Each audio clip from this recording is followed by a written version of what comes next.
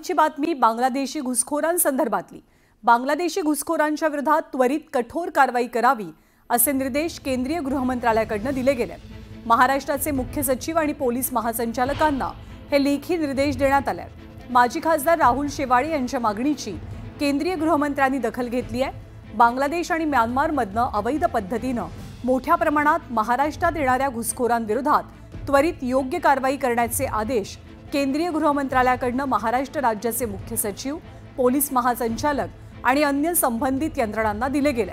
शिवसेनेचे उपनेते आणि माजी खासदार राहुल शेवाळे यांनी बांगलादेशी घुसखोरांविरोधात कारवाई करण्यासंदर्भात केंद्रीय गृहमंत्री अमित शहा यांच्याकडे केलेल्या मागणीची दखल घेत गृहमंत्रालयाकडून हे निर्देश दिले गेले। अभिनेता सैफ अली खानवर बांगलादेशी घुसखोराकडून झालेल्या हल्ल्याची घटना अगदी ताजी असताना केंद्रीय गृहमंत्रालयाच्या आदेशामुळे घुसखोरांच्या विरोधातील कारवाईला आता वेग येण्याची शक्यता आहे।